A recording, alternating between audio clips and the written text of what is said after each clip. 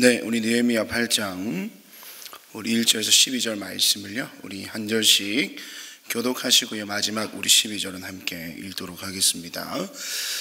모든 백성이 한꺼번에 수문 앞 광장에 모였다. 그들은 학자 에스라에게 주님께서 이스라엘에게 명하신 모세의 율법책을 가지고 오라고 청하였다. 일곱째 달 초하루에 에스라 제사장은 율법책을 가지고 회중 앞에 나왔다. 거기에는 남자든 여자든 알아들을 만한 사람은 모두 나와 있었다. 그는 수문 앞 광장에서 남자든 여자든 알아들을 만한 모든 사람에게 새벽부터 정오까지 큰 소리로 율법책을 읽어 주었다. 백성은 모두 율법책 읽는 소리에 귀를 기울였다. 학자 에스라는 임시로 만든 높은 나무 단 위에 섰다. 그 오른쪽으로는 마띠디아와 스마와 아나야와 우리야와 힐기야와 마아세야가 서고 왼쪽으로는 브다야와 미사엘과 말기야와 하숨과 하스밧다나와 스가랴와 무술람이 섰다. 학자 에스라는 높은 단 위에 서 있었으므로 백성들은 모두 그가 책 펴는 것을 볼 수 있었다. 에스라가 책을 펴면 백성들은 모두 일어섰다. 에스라가 위대하신 주 하나님을 찬양하면 백성들은 모두 손을 들고 아멘 아멘 하고 응답하고 엎드려 얼굴을 땅에 대고 주님께 경배하였다. 레위 사람인 예수아와 바니와 세레바와 야민과 아굽과 사브데와 호디야와 마아세야와 그리다와 아사랴와 요사박과 하난과 블라야는 백성들이 제자리에 서 있는 동안에 그들에게 율법을 설명하여 주었다. 하나님의 율법책이 낭독될 때에 그들이 통역을 하고 뜻을 밝혀 설명하여 주었으므로 백성은 내용을 잘 알아들을 수 있었다. 백성은 율법의 말씀을 들으면서 모두 울었다. 그래서 총독 느헤미야와 학자 에스라 제사장과 백성을 가르치는 레위 사람들이 이날은 주 하나님의 거룩한 날이니 슬퍼하지도 말고 울지도 말라고 모든 백성을 타일렀다. 느헤미야는 그들에게 말하였다. 돌아들 가십시오. 살진 짐승들을 잡아 푸짐하게 차려서 먹고 마시도록 하십시오.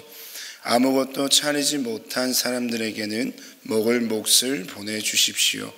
오늘은 우리 주님의 거룩한 날입니다. 주님 앞에서 기뻐하면 힘이 생기는 법이니 슬퍼하지들 마십시오. 레위 사람들도 모든 백성을 달래면서 오늘은 거룩한 날이니 조용히 하고 슬퍼하지 말라고 타일렀다. 우리 함께 읽습니다.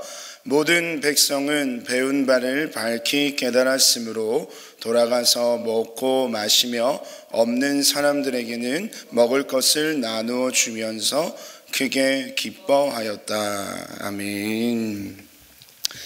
네, 오늘 느헤미야 8장 1절에서 우리 12절까지의 말씀으로 우리 때가 참에라는 우리 말씀의 제목으로 여러분과 함께 귀한 말씀의 은혜를 잠시 나누고자 합니다. 조금 제 목소리가 들으시기가 불편하실 수도 있을 것 같아요. 목이 쉬었습니다. 왜 쉬었을까요?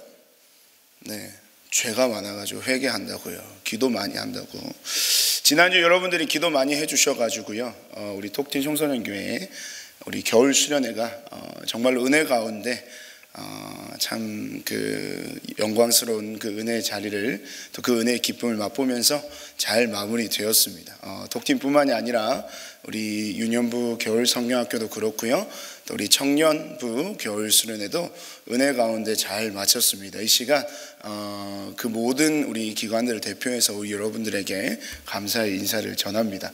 여러분들의 기도의 힘과 또 그 중보의 그 정말 힘이 느껴질 정도로 그 말씀과 찬양과 기도의 현장이 얼마나 뜨거웠는지요.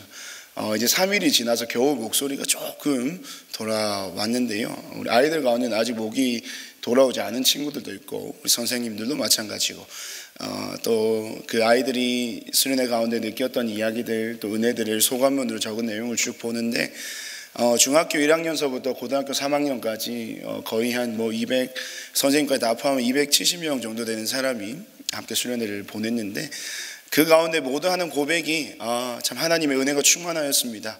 또 그 가운데는 좀 하나님을 인격적으로 만나는 것이 무엇인지 잘 몰랐는데 이번 수련회는 좀 그런 걸 느낀 것 같습니다 라고 하는 그런 감사한 고백들이 너무나도 많은 은혜의 시간이었습니다. 다시 한번 감사드리고 계속해서 우리 여러분 다음 세대들을 위해서 기도해 주시면 좋을 것 같습니다. 왜냐하면 그 수련회 때 주시는 특별한 사실 은혜들이 있지만 더 바라기는 수련회뿐만이 아니라 저들의 삶 가운데 일상의 예배의 자리에서 그들이 하나님의 은혜를 누리는 인생을 살아가기를 저희는 기대하고 소망하거든요. 근데 그렇게 하기 위해서는 계속해서 여러분들의 기도와 관심과 사랑이 우리 다음 세대 사역 가운데 그 부서 가운데 필요한 줄로 믿습니다. 여러분 함께 기도해 주실 거죠? 아멘 소리가 작으신데요. 기도 안 하실 겁니까? 기도해 주실 거죠? 네, 기도 꼭 해 주십시오. 정말로 해 주십시오. 다음 세대가 존재하지 않으면 여러분도 존재하지 않는 것입니다. 다음 세대가 없으면요 우리 은혜샘물교회도 존재할 수가 없는 것입니다. 그러나 막중한 책임감을 가지고 우리 모든 또 사역을 돕고 섬기고 수고하는 교역자들과 또 교사들을 위해서 또 아이들을 위해서 날마다 기도해 주셨으면 좋겠습니다. 네, 그래서 제 목이 조금 불편합니다. 그래서 들으시기가 저는 괜찮은데 혹시 들으시기가 불편하실까봐 좀 설명을 좀 드렸고요. 오늘도 주시는 말씀 앞에 우리 또한 이곳에서 하나님을 인격적으로 만나고 주시는 그 음성 앞에 말씀 앞에 온전히 엎드려지는 귀한 예배 자리가 되길 주님의 이름으로 축복드립니다. 우리 그런 마음으로 이 시간 함께 한번 서로 한번 바라보시면서 이렇게 인사하실까요? 은혜가 충만하시길 바랍니다. 시작. 자, 우리 반대편 우리 뒤에 계신 분들에게도 한 번 더 인사할까요? 시작. 은혜가 충만하시길 바랍니다. 오늘 우리의 예배가 은혜가 충만하면 좋겠습니다. 저는 오늘 이 말씀을 시작하면서 이미지라는 단어를 좀 가지고 먼저 여러분과 이야기를 나누고자 합니다. 우리가 어떤 사람들과 함께 관계를 맺고 또 그 사람들과 만나게 될 때에 우리는 그 상대방에 대한 우리가 가지는 우리가 판단하고 생각하는 이미지들이 있습니다. 그것을 다른 말로는 첫인상이라고 이야기를 할 수 있을 겁니다. 그런데 우리가 처음 만나는 그 사람의 첫 인상과 그 사람과 관계를 계속 맺어가면서 그 사람에 대한 인상이 바뀔 때가 있잖아요. 그러면서 드는 생각은 이 사람 의외네, 반전 매력이 있네 라는 생각이 종종 드는 사람들이 있습니다. 근데 또 반면에는 또 그 첫인상이 끝인상이 되고 역시나 저 사람은 저렇구나 라는 생각이 드는 데가 있는데, 어쨌든 이 사람과의 관계를 할 때 그 관계의 매력은 반전 매력에서 오는 것 같습니다. 예를 들면 그렇게 생각할 수 있겠죠. 예를 들면 그 사람과 관계를 했는데 저 사람 군대를 안 갔다 왔을 것 같은데 참 철이 없어 보이는데 장교 출신이라고. 그 사람 딱 봤는데 별로 이게 약간 지적여 보이지는 않고 공부를 잘 못했을 것 같은데 학교에서 장학금을 받았다고. 굉장히 젊어 보이고 싱글인 것 같은데 벌써 애가 넷이나 있는 아빠라고? 누구에 관한 설명입니까? 여기서 있는 김동주 목사의 설명입니다. 그래서 저는 이 반전 매력을 많이 가지고 있습니다. 이번에 또 수련회 때 한 우리 어머니께서 말씀하시기를 저보고 20대인 줄 알았다고 이야기를 하시더라고요. 그럴 줄 알았습니다. 이 말을 할까 말까 고민하다가 참 그래서 영이 맑으시다고 제가 축복을 해드렸는데, 어쨌든 이 사람이 가지는 그 의외성이라는 그 모습은 우리에게 반전으로 다가오고 때로는 그것이 매력적이기도 합니다. 그런데 제가 왜 오늘 이 의외성과 이 반전 매력을 여러분에게 이야기를 하고 시작을 하느냐면요, 오늘 설교를 준비하면서요 이 감정이 들게 한 대상이 본문 안에 있더라는 거예요. 정말 내가 알고 있는 이들의 모습이 아니고 내가 평소에 알았던 이들의 모습이랑 전혀 다른 모습이 이 본문 가운데 드러나고 있었어요. 그래서 제 마음에는 이 대상에 대한 굉장히 그 의외성 그리고 반전 매력이 가득했다는 겁니다. 마치 우리 아이가 달라졌어요와 같은 그런 정말 극적인 드라마틱한 변화가 오늘 본문에 나타나는 누구일까요? 이스라엘 백성들이라는 것입니다. 우리 오늘 본문 1절 말씀을 다시 한번 화면을 보면서 한번 읽어봤으면 좋겠습니다. 우리 1절입니다. 함께 읽습니다. 시작. 모든 백성이 한꺼번에 수문앞 광장에 모였다. 그들은 학자 에스라에게 주님께서 이스라엘에게 명하신 모세의 율법책을 가지고 오라고 청하였다. 아멘. 여러분, 오늘 이 느헤미야의 배경은 잘 알고 계실 겁니다. 우리 이스라엘 백성들이 하나님 앞에 범죄하여서 그 하나님 말씀과 율법을 따르지 않고 살다가 결국에는 아수르와 바벨론에 의해서 그들이 멸망을 당했었습니다. 그리고 그 나라가 완전히 폐허가 되었고 남은 모든 사람들은 포로로 잡혀가거나 남아서 정말로 국가가 없고 나라가 없는 그러한 비참한 인생을 살았던 때였습니다. 그때 하나님께서 한 사람을 보내시어 그 모든 무너진 성전을 재건하십니다. 1차 포로기한을 통해서 우리 스룹바벨을 통해서 하나님의 성전이 회복이 됩니다. 그리고 2차 포로기한 때는 학사 에스라를 통해서 하나님의 말씀과 율법에 대해서 그들을 가르치게 되고요.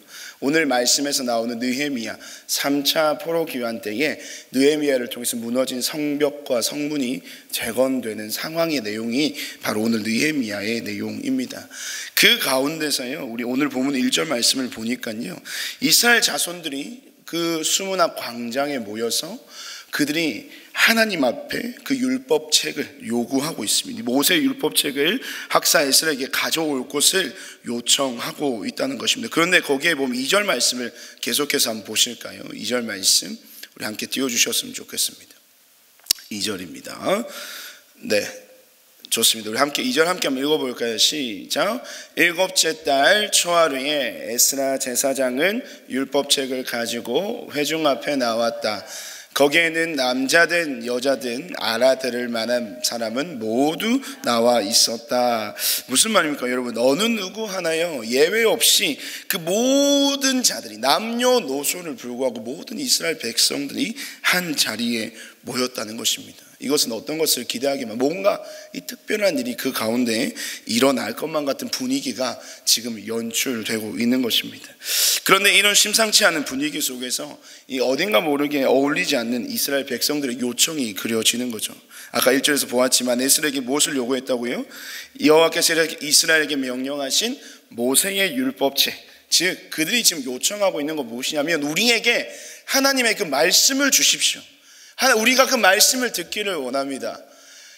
우리에게 그 말씀을 허락해 주십시오. 말씀을 들려주시고 말씀을 보여주십시오. 그들이 하나님의 말씀을 요청하고 있는 것입니다. 이것은 여러분 보통 특별한 일이 아닐 수 없는 것입니다. 이 하나님의 율법, 그 말씀을 온전히 행하지 않고 청종하지 않았던 그들이잖아요. 그래서 그들은 심판을 받았습니다. 그런데 그들이 지금 하나님 앞에 무엇을 요구하고 있다고요? 그들의 삶에서 버림받았던, 그들의 삶에서 완전히 제외되었고 열외되었던, 전혀 상관이 없이 살아갔던 그 말씀을 지금 그들이 요구하고 있다는 것이 우리에게는 굉장히 부자연스럽게 느껴집니다. 그런데 여기서 더 놀라운 사실은 무엇이냐면 여기서 1절 말씀에서 모였다라고 하는 이 동사는요, 사실은 이 어떤 다른 힘에 의해서 모여지는 것이 아니라 스스로 모이다라는 동사의 의미를 가지고 있다는 겁니다. 스스로 모였다는 겁니다. 하나님의 말씀을 요구하며 수문 앞 광장 앞에 모여든 백성들은 지금 스스로 아주 자발적인 모임을 그들이 형성하고 있다는 겁니다. 무엇 앞에서요? 말씀 앞에서 스스로 그들이 모여 있다. 남녀노소 불구하고 모든 백성이 다 한자리에 말씀 앞에 지금 모여 있다는 겁니다. 이 성벽과 성전이 재건된 이후라는 이 상황 속에서 이 말씀을 다루는 것은 어쩌면 굉장히 순서상 맞다고 볼 수 있는 것입니다. 자연스러운 것이죠. 그런데 지금 이 본문의 상황들이 굉장히 부자연스럽게 저만 느껴지는 것이 아니라 사실은 그동안의 이스라엘 백성들에 대한 우리가 가지고 있는 이미지는 하나님의 말씀과는 전혀 거리가 먼 자들이잖아요. 그런데 지금 그들이 이 말씀을 요구하고 있다라고 하는 것은 굉장히 부자연스럽게 느껴진다는 겁니다. 그런데 왜 그들이 이 말씀 앞에 나와왔을까요? 왜 그들이 말씀 앞에 나와왔을까요? 사실 이 말씀 앞에 모인 그 주체가 하나님이 그들을 부르신 것도 아니고 아니면 에스라나 느헤미야가 그들을 불러 모아서 하나님 말씀 앞에 너희들이 서야 한다라고 얘기하는 상황도 아니라 그들이 스스로 모였다. 여러분 이것은 무엇으로 설명될 수 있겠습니까? 결국엔 하나님의 역사인 거죠. 하나님의 이제 그 역사하심의 때 그들의 인생, 그들의 삶을, 그 나라를, 그 민족을 하나님의 말씀으로 새롭게 회복시킬 때가 무르익었음을 우리에게 보여주는 것입니다. 사실은 그들의 어떠함을 통해서 그들이 스스로 모였다라고 하지만 이 스스로 모인 그 역사의 뒤편에서 그 모든 모임과 상황과 그 시간들, 그 모든 환경을 주관하고 계신 이가 누구이심을 우리는 기억해야 하겠습니까? 바로 하나님이심을 기억해야 한다는 것입니다. 하나님께서 이 이스라엘 백성들을 이제는 회복시킬 그 회복의 때가 이르렀다는 겁니다. 하나님의 때가 무르익었음을 나타내는 것이죠. 비록 하나님의 율법과 규례를 따르지 않고 그들이 심판을 받았지만 그들이었지만 그런 그들을 하나님은 포기하지 않고 그들에 대하여 오래 참으셨습니다. 그리고 때가 참에 하나님은 그 페르시아 왕 고레스를 통해서 유다 백성들을 다시 귀환시켜서 성전을 세우게 하셨습니다. 또 때가 참에 아닥사스다 왕을 통해서 느헤미야로 하여금 이 무너진 성벽과 불탄 성문을 52일 만에 회복시키도록 하셨습니다. 또한 때가 참에요, 이 불가능해 보이던 일들이 그들 안에 가능케 되었고 이방의 왕들까지도 하나님께서 택하여서 그들을 통해 하나님의 나라와 민족과 그 모든 성전과 성읍을 회복시키기 위한 하나님의 도구로 사용하셨습니다. 때가 참에 그 완악하고 무지하였던 그리고 어리석기 그지없었던 이스라엘 백성들조차도 이 말씀 앞에 스스로 나오게 하는 그 일들이 누구의 은혜입니까? 바로 전적인 하나님의 은혜. 그 전적인 하나님의 은혜 속에 이 수문앞 광장에 모인 이스라엘 백성 가운데 하나님의 그 일하심이 나타나고 있었다는 것입니다. 오늘 이 같은 그 하나님의 때, 하나님의 역사심이 저와 여러분의 삶 가운데도 가득 넘쳐나게 되기를 주님의 이름으로 축복드립니다. 이 아침 우리가 이 하나님 앞에, 이 말씀 앞에 나온 이유가 여러분 무엇입니까? 바로 하나님이 이루어 가시는 그 회복의 역사가 우리의 삶 속에도 동일하게 일어나기를 바라고 소망하는 마음으로 여러분이 이 자리에 나아온 것 아닙니까?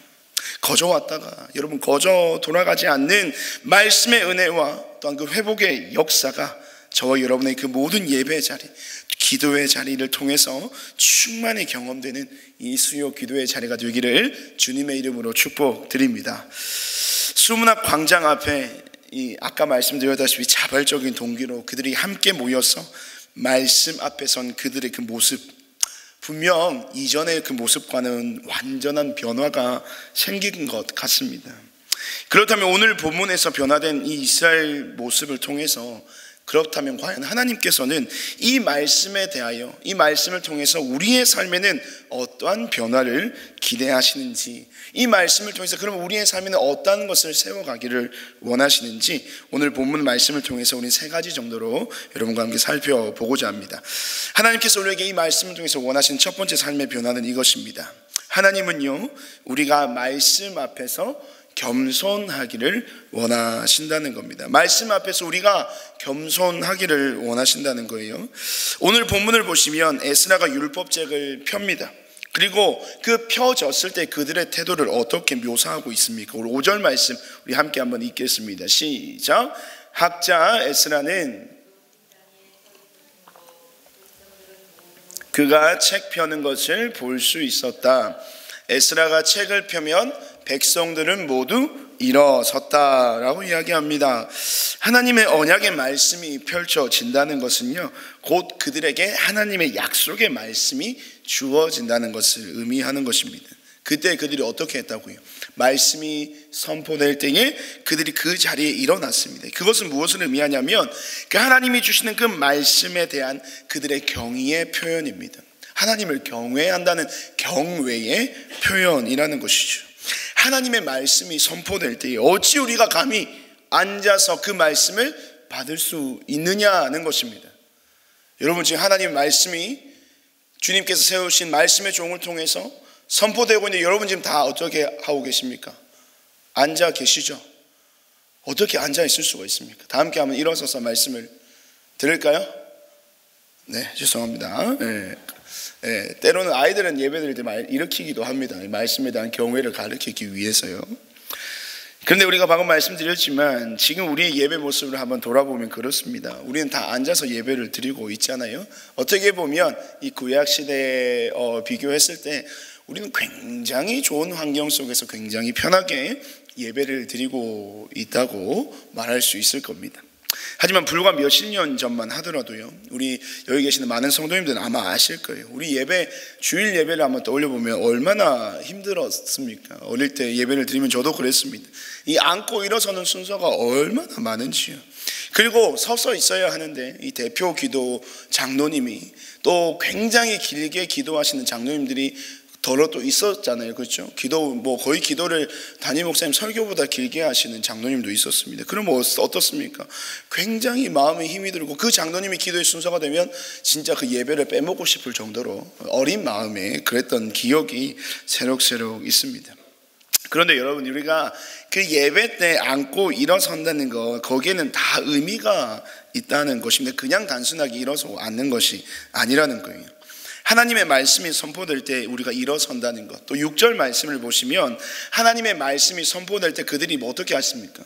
모두 손을 들고 아멘 아멘 응답하고요, 또 엎드려서 얼굴을 땅에 대고 주님께 경배하였다라고 하는 것입니다. 이것은 어떤 의미냐? 이런 모습은요, 하나님 앞에서 내 자신이 철저히 낮아지고 그 하나님 앞에서 내가 겸손히 주님을 찬양하고 예배하고 경외한다는 우리의 신앙의 고백, 하나님에 대한 우리의 마음의 고백의 행동이 바로 앉고 일어섬, 그리고 그들이 엎드리고 두 손을 들고 찬양하면서 아멘 아멘 하는 그러한 하나님을 향한 믿음의 고백이, 신앙의 고백이 그 예배 가운데 행동으로 드러나는 것입니다. 그렇기 때문에 말씀 앞에서 겸손하라. 우리가 주시는 하나님의 그 말씀 앞에서 우리가 겸손해야 하는 이유는 우리를 향한 하나님의 귀한 그 말씀이 지금 우리를 향하고 있고, 그 말씀이 우리를 살게 하고 우리의 모든 인생, 그 말씀 때문에 내가 지금 이 자리에서 존재하고 있음을 주께 고백하는 우리의 신앙의 표현, 예배의 표현이 두 손 들고 찬양하는 것입니다. 엎드려서 주님 앞에 기도하는 것이고, 무릎 꿇고 주님 앞에 기도하는 것이고, 때로는 그 주님 앞에 서서 하나님을 예배하고 찬양하는 우리의 모습이 하나님을 향한 우리의 신앙의 고백과 같은 것입니다. 그래서 그 모든 것에 다 포함하는 우리의 그 모든 행동의 귀결은 무엇입니까? 내 인생은 오직 하나님의 은혜라는 것입니다. 우리가 그 앞에서 서는 이유가 무엇입니까?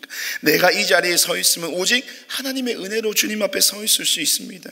죽어 마땅한 죄인이기에 얼굴 들기도 부끄러운 내 자신의 삶의 모습이지만 하나님의 은혜로 그 말씀으로 내 삶을 덮어주시옵소서. 저는 주님의 것입니다. 내 모든 것이 주의 것이니 전적으로 나의 삶을 주님께 드립니다라고 하는 신앙의 고백의 말씀이, 그 모습이 바로 그 말씀 앞에서 일어서고 몸을 굽혀 얼굴을 땅에 대는 이러한 모습으로 하나님 앞에 온전히 드려지게 되는 것이죠. 이와 같은 하나님 앞에서의 그 겸손함이 저와 여러분의 예배 고백되기를 간절히 소망합니다. 여러분, 절대 하나님 앞에서 이 목이 곧은 백성들이 되지 않으시기를 바랍니다.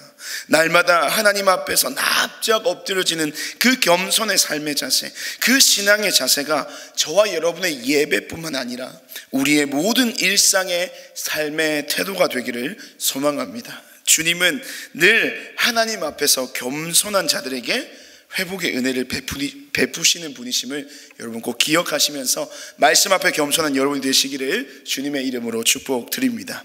그리고 둘째로, 하나님께서 오늘 이 말씀을 통해서 우리에게 주시는 하나님의 명령, 하나님의 목적은 무엇이냐?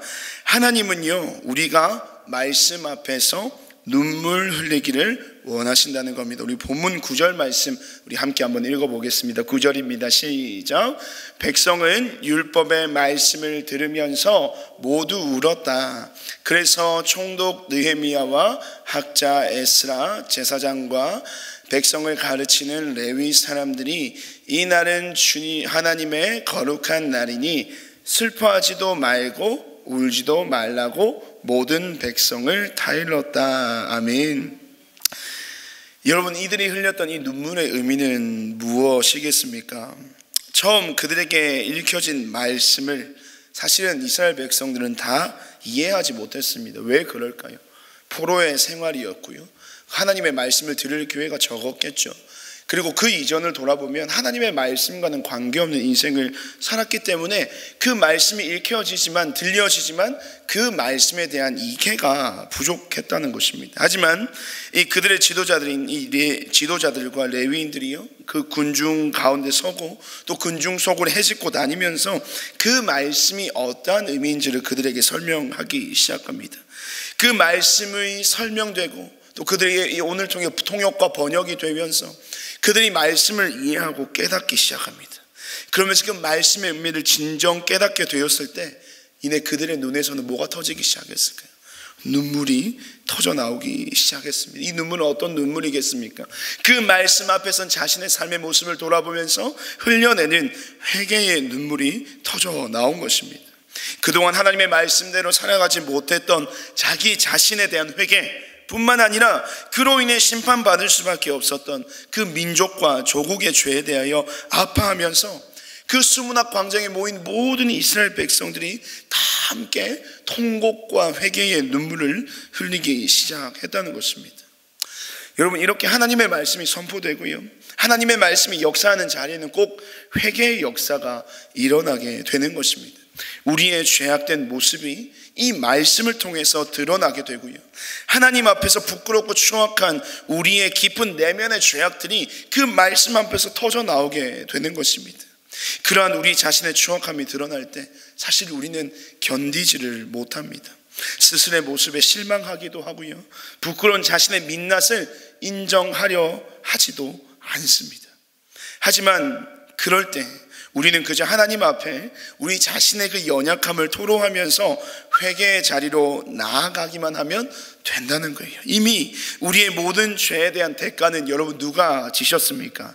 바로 예수 그리스도께서 우리 모두의 죄, 과거와 현재와 앞으로의 모든 죄악에까지도 하나님께서 그 예수님을 통해서 십자가에서 다 담당하셨다는 것입니다. 그렇기 때문에 우리는 그저 우리 자신의 연약함과 죄악된 삶, 그리고 드러나지 않았던 그 모든 우리의 인생의 악한 본성조차도 다 주님께 쏟아내면서 우리가 있는 모습 그대로 주님 앞에 나아가기만 하면 된다는 것입니다. 그럴 때에 우리 하나님은요, 그런 우리의 상한 심령을 치유해 주시고 또 위로해 주시고, 우리가 이전에 그렇게 살지 못했지만 우리의 모든 죄악된 모습을 주님께서 품어주시고 다시금 거룩하고 정결한 하나님의 백성으로서 우리를 회복시켜 주시는 것입니다. 어떨 때요? 하나님의 말씀 앞에서 눈물을 흘리며 회개의 기도의 자리로, 회개의 은혜의 자리로, 회개의 그 회복의 자리로 나아가는 자들에게 하나님께서 거룩하고 정결한 하나님의 백성으로서 회복의 기회를 주신다는 것입니다. 오늘 이 예배가, 저와 여러분의 귀한 이 은혜 예배 자리가 바로 우리 안에 메말라버린 이 모든 눈물의 기도가 다시금 회복되는 자리가 되길 간절히 소망합니다.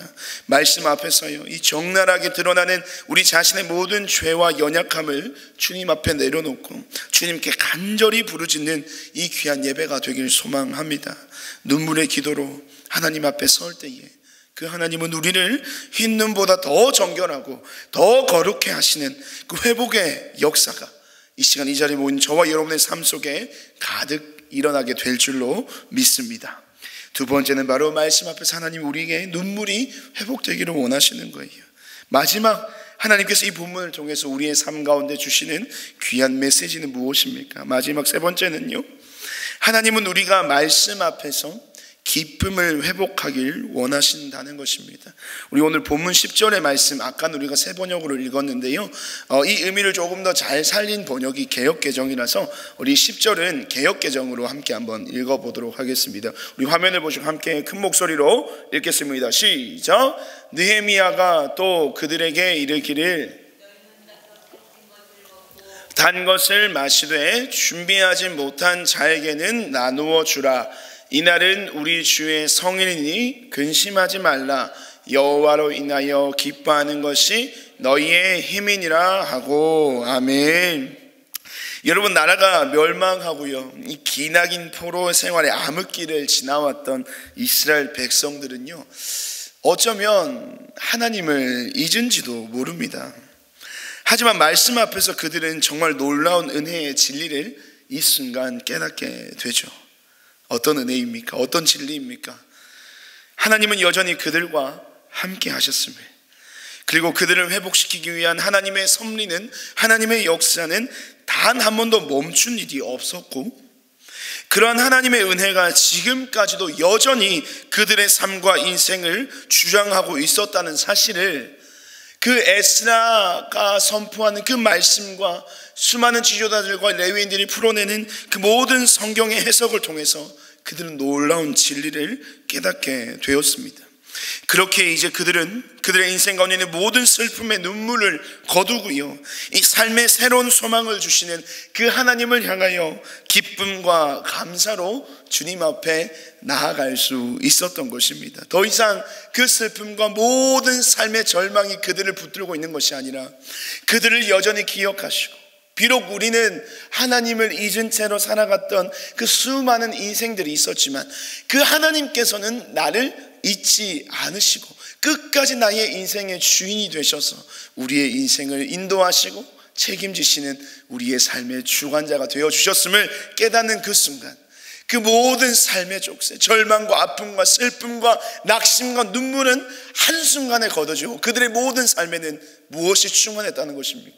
기쁨이 충만했다는 것입니다. 저는 여기서 이 느헤미야가 말하고 있는 기쁨, 과연 그럼 그 기쁨이 어떠한 기쁨일지 좀 깊이 좀 묵상하는 시간을 가졌는데요, 과연 이 기쁨이 성경 속에서는 어떤 기쁨일까?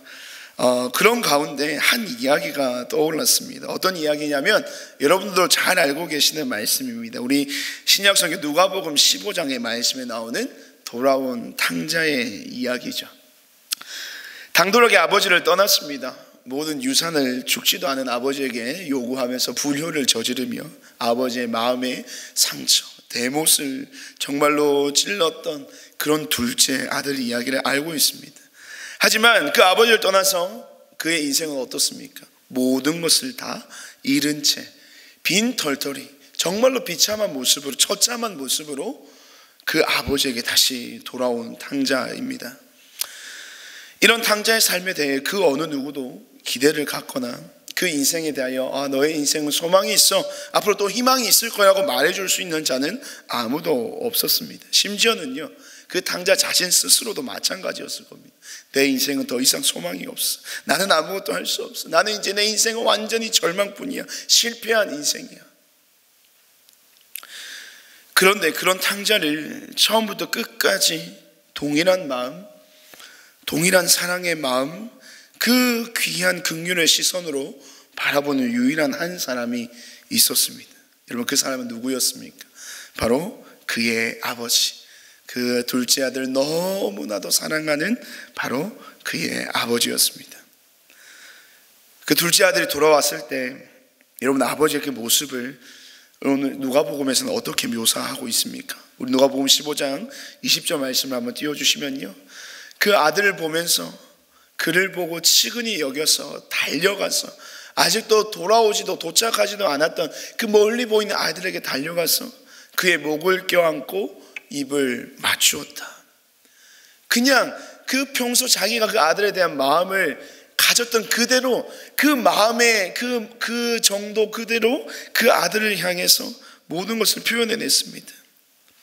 우리가 인간적으로 생각할 때는 어떻습니까? 그 아들이 얼마나 밉겠습니까? 정말로 어떤 저런 배은망덕한, 정말 저런 불효 자식이 있는가? 제가 만약에 저의 둘째 아들이 그렇게 한다면 저는 저 아들 다 끊어낼 거예요. 이 자식이 아버지의 은혜도 모르는. 그런데 그 아버지는요, 묻지도 따지지도 않고 그 아들을 품어 주었습니다. 그리고 이어서 22절과 24절 말씀을 한번 보실까요? 22절과 24절 말씀을 보시면 아버지는 종들에게 가장 좋은 옷을 그 둘째 아들에게 내어주라고 이야기를 합니다. 그리고 다시 그 손에 가락지를 끼우고요, 신발을 신깁니다. 무엇입니까? 다시금 그 아들, 자기의 아들로서의 지위를 완전하게 회복시켜 주는 것이죠. 그리고 살진 송아지를 끌어다가 잡고요, 그리고 온 집안의 사람들을 불러 모아서 이 잔치를 배설하는 아버지의 모습이 그 다음 장면에서 그려지고 있습니다. 둘째 아들과 아버지의 만남을 통해서 그 집안에 임한 즐거움과 그 기쁨이 바로 오늘 이 수문 앞 광장에 모인 이 말씀을 통해 은혜를 깨달은 이스라엘 백성들이 가져야 할 기쁨이었던 것입니다. 아무것도 묻지도 않고 아무것도 따지지도 않고 다시 그 아들로서의 지위와 그 삶을 회복시켜 주시는 그런 아버지가 자신의 아버지가 됨을, 비록 남루한 모습으로 처량하게 돌아왔지만 그 아들이 돌아왔다는 그 사실만으로도 기뻐 뛰며 잔치를 배설하는 그 아버지의 그 마음이 그 한바탕 어우러져서 기쁨과 감사가 넘치는 잔치가 벌어지게 되는 것입니다. 그러한 기쁨이, 그 기쁨의 은혜가 이스라엘 가운데 흘러 넘쳐야 하는 것입니다. 그리고 바로 그 아버지가 이스라엘의 하나님이 되어주시는 거죠. 그리고 저와 여러분이 바로 그 하나님의 자녀가 되는 것입니다. 그래서 탕자는요, 이스라엘은 하나님의 백성으로 부름받은 저와 여러분, 우리 모두는 이렇게 고백할 수 있는 것입니다. 우리 따라 함께, 저를 따라 함께 고백해 주시겠습니까? 여호와를 기뻐하는 것이 우리의 힘이니라. 우리 다시 한번 더, 여호와를 기뻐하는 것이 우리의 힘이니라. 하나님께서 그런 우리의 아버지가 되어주시고, 하나님께서 그 이스라엘 백성들의 아버지가 되어주신다는 사실, 그것으로 말미암아 우리는 기쁨으로 주님을 찬양하며 예배하며 우리는 이렇게 고백하며 살아가야 한다는 것입니다. 여호와를 기뻐하는 것이 우리의 힘이니라. 여호와를 기뻐하는 것이 나의 힘이니라. 여호와를 기뻐하는 것이 내 인생의 가장 큰 축복이라. 그렇게 우리는 믿음으로 고백하며 살아가야 한다는 것입니다. 오늘 이 자리에 나와 예배하는 저와 여러분에게도 이와 같은 회복에 대한 간절한 기대와 열망이 아마 크실 겁니다. 우리의 삶을 돌아보면 그렇죠. 이스라엘 백성들이 처한 상황과 별반 다를 것이 없는 인생의 모습입니다. 무너져버린 성전과 파괴된 성벽, 불타 없어진 성문이 널브러져 있는 그 회복되기 전 황폐한 이스라엘 백성들의 모습이 바로 오늘날 이 시대를 살아가고 있는 저와 여러분의 삶의 모습 같아 보이기 때문입니다. 말씀이 사라지고 세상의 원리와 원칙들에 의해 지배를 당하고 그런 삶을 살아감에도 불구하고 아무렇지도 않게 살아가고 있는 저와 여러분의 삶의 모습들, 그런 자신의 삶을, 우리 스스로의 삶을 바라볼 때 우리 스스로에게조차 우리 스스로의 모습을 보면서 우리의 삶에 대해서 우리도 때로는 염증을 느끼곤 합니다. 왜 그렇게만 살아갈 수밖에 없을까? 하나님의 백성으로서 왜 이 모양 이 모습으로 이렇게밖에 살지 못할까 하는 우리의 삶의 실망감이 우리의 삶을 뒤덮곤 합니다. 그래서 우리는 그 자리에서 어떻게 됩니까? 더 열망하게 되는 것이죠. 무너진 나의 삶의 성전과 내 인생의 성벽을 새롭게 일으키시고 말씀의 진리 위에 나를 세워주실 그 하나님의 회복의 때를 우리는 갈망하게 되는 것입니다. 이와 같이 회복에 대한 강한 열망과 그 믿음의 결단들이 지금 우리 안에 불길 듯 일어난다면, 여전히 그러한 갈망이 비록 우리의 삶에 처한 현실은 하나님 앞에서 부끄러운 삶의 여러 가지의 모습들이 있지만 그럼에도 불구하고 여전히 하나님께서 주시는, 하나님께서 원하시는 말씀을 온전히 이루시는 그 인생에 대한 갈망이 우리 가운데 불길 듯 일어나고 있다면 그것은 바로 우리 가운데 하나님의 때가 임박했음을 나타내는 증거입니다. 오늘 이 말씀 앞에서 겸손함으로 주님 앞에 나아가서 우리 자신의 모든 삶을 내려놓고 눈물로 주님 앞에 서는 모든 성도들의 삶 가운데 오늘 이 시간 하나님께서는 그 무너진 우리의 모든 삶을 새롭게 회복시켜 주실 것입니다. 인생의 모든 절망을, 비참함을 그 기쁨과 감사의 노래로 새롭게 회복시켜 주실 것입니다. 그리고 우리로 하여금 하나님은 이렇게 고백하게 하실 겁니다. 하나님, 나의 나된 것은 오직 주님의 은혜입니다. 우리의 삶에 오직 우리 여호와를 기뻐하는 것이 나의 힘입니다. 오늘 이 시간 이러한 고백으로 주님 앞에 서시는 저와 여러분의 삶이 되시길 소망합니다. 그런 마음으로 말씀 앞에서 우리가 다시 한번 눈물을 흘리고 말씀 앞에서 주님 앞에 겸손히 나아가 말씀 앞에 기뻐할 때 주님은 저와 여러분의 모든 무너진 삶을 새롭게 회복시켜 주실 것입니다. 그러한 소망으로 남은 하루 주어진 우리의 인생을 살아내시는 저와 여러분의 귀한 하루의 삶이 되시기를 주님의 이름으로 축복드립니다.